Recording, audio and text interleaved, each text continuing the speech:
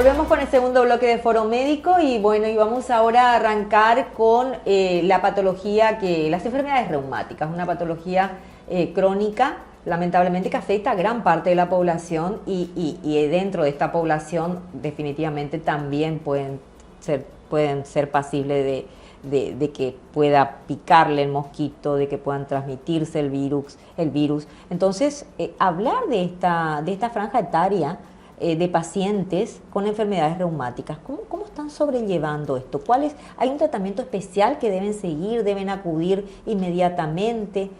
¿Cuál es el abordaje que hacen ustedes? Es súper interesante el tema realmente, y si ante la sospecha de la posibilidad de infección por el virus de chikungunya, el paciente reumatológico, el paciente que tiene artritis reumatoide, lupus, Sjögren, esclerodermia y las otras colagenopatías, lo primero que tienen que hacer es informarle al reumatólogo, al médico que le está llevando la enfermedad. ¿Por qué es importante eso?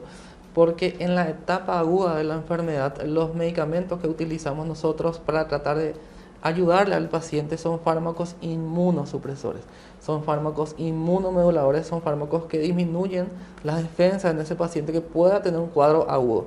Entonces, en ese sentido, es importante evaluar qué tipo de medicamento está tomando el paciente y suspenderlo si es necesario. Suspenderlo hasta que mejore ese cuadro infeccioso. Posteriormente en consultorio se definirá el reinicio de la medicación, evidentemente con el aval del reumatólogo. Pero sí es muy importante ver qué tipo de medicación está tomando ese paciente. Con respecto a lo que es el compromiso, hay varios pacientes, la mayoría de nuestros pacientes está también con la chikungunya, no se salvan, tiene la misma afectación, tiene el mismo compromiso.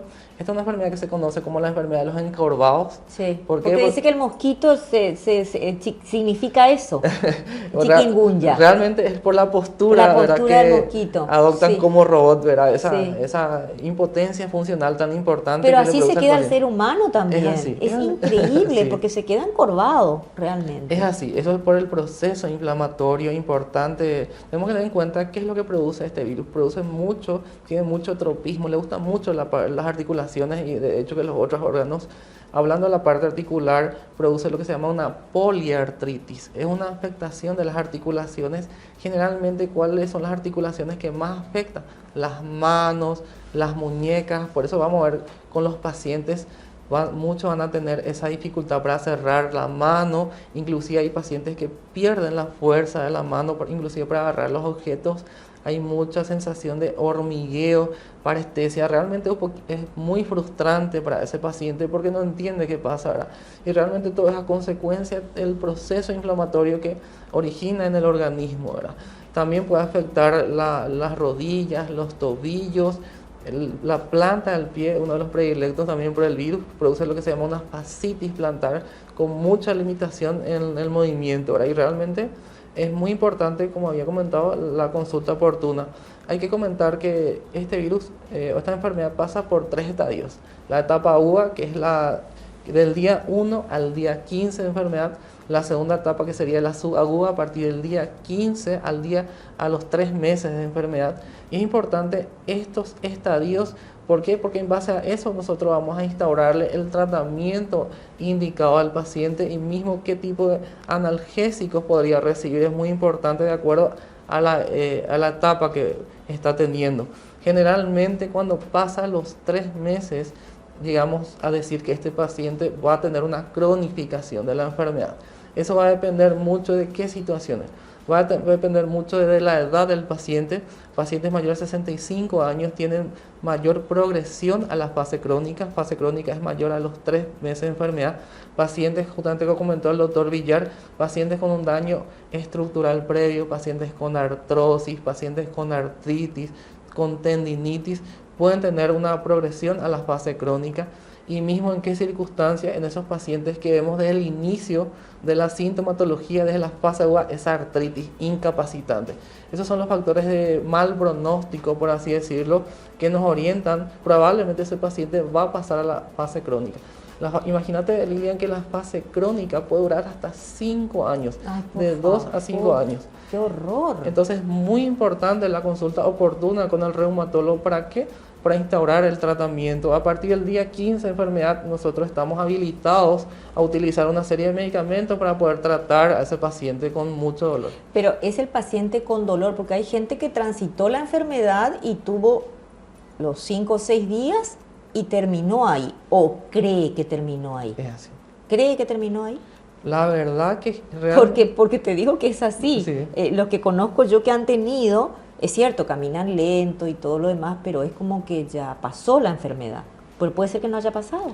Y mira, tenemos 3 meses, en ese periodo de 3 meses, si es que el paciente no tiene ninguna sintomatología importante, no tiene las artralgias y el dolor articular, no tiene esa sensación de pérdida de la fuerza, pues realmente podríamos decir que no hay tantas secuelas. Pero ¿qué es importante en este punto?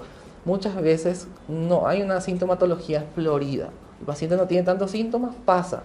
Pero ¿qué puede pasar con estos pacientes?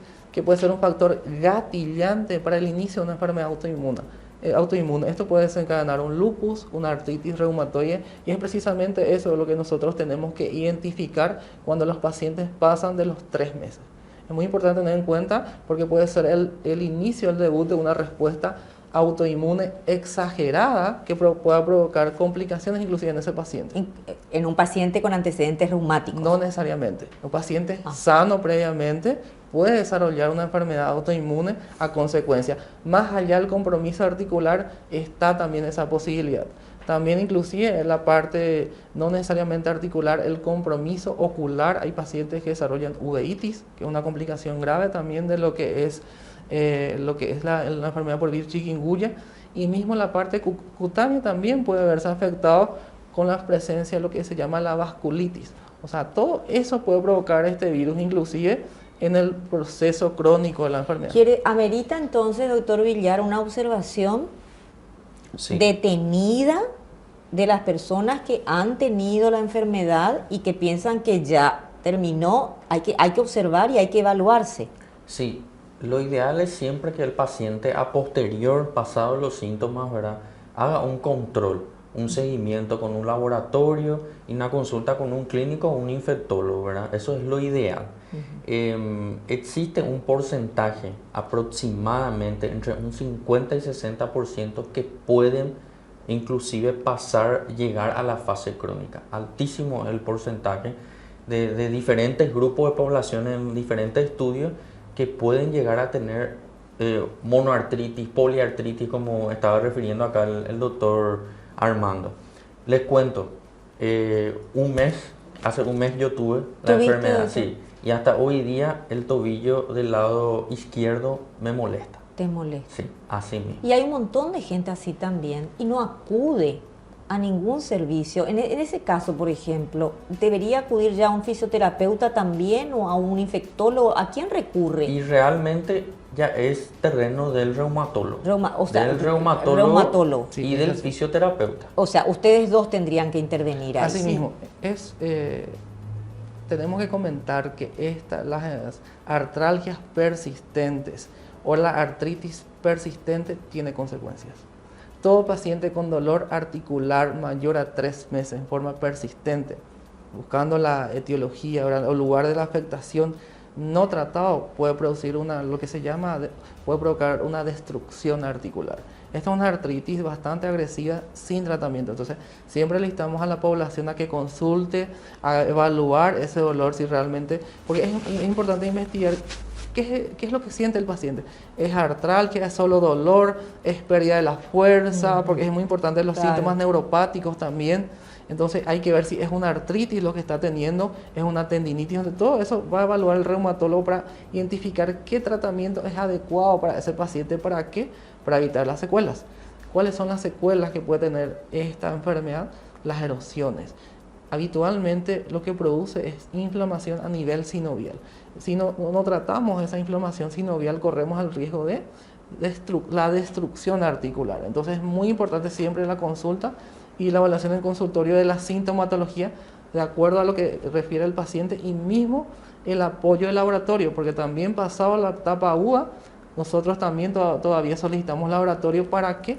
Para buscar, aparte del examen físico de constatar artritis, buscar inflamación, que se puede traducir a nivel laboratorial también. Se puede. Se puede así mismo. Ya. Se puede. En fisioterapia, ¿los pacientes que estás tratando tienen una característica, digamos, común o pasa por todas las edades y situaciones y cuadros? No, las zonas más afectadas son las manos, muñeca, manos, eso es lo que afecta mucho y también tobillo, como estaba diciendo acá mismo el doctor que le está pasando, ¿verdad? También en cadera, en rodilla, pero lo más incapacitante son las manos, ¿verdad? Las manos, y como estaba mencionando el doctor, esta inflamación que se produce en la articulación desgasta, le cambia la estructura de la articulación y eso se traduce en que el paciente ya no puede mover normalmente. Los dedos, por ejemplo, ¿verdad? Si damos el ejemplo de los dedos. En los casos en donde es más generalizado, ¿verdad? Ahí ya también hay que hacer un abordaje mucho más globalizado desde el área de fisioterapia.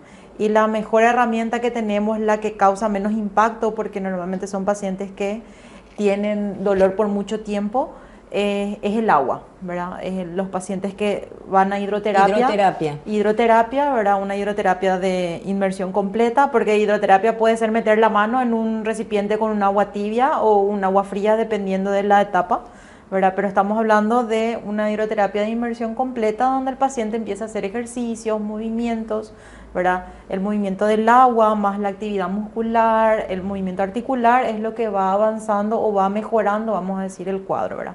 Para evitar la rigidez, porque esa inflamación, destrucción, no mover, lo último sería una rigidez que el paciente ya no puede mover y se queda con las manos o no puede estirar todo o no puede doblar todo. ¿Puede darse eso? Puede llegarse en el si caso es que no de que se hace un nunca tratamiento. Claro, pasa primero por la parte, por el reumatólogo y ellos nos derivan ya con el paciente ya tratado farmacológicamente y todo lo que implica su área y a complementar con la parte de rehabilitación, ¿verdad? ¿Amerita entonces la interacción de todas estas especialidades la enfermedad? Así Sí mismo. o sí. Hoy tenemos el equipo que tiene que tratar a un paciente con chikungunya. Es así, tenemos al infectólogo, al reumatólogo, a la fisioterapeuta. Este es el equipo al que tienen que recurrir, ¿sí? Para, digamos, tratarse y continuar a posteriori. 3 meses son en que tenemos que estar de observación, a ver qué dejó este virus en nuestro cuerpo, por lo que tengo entendido.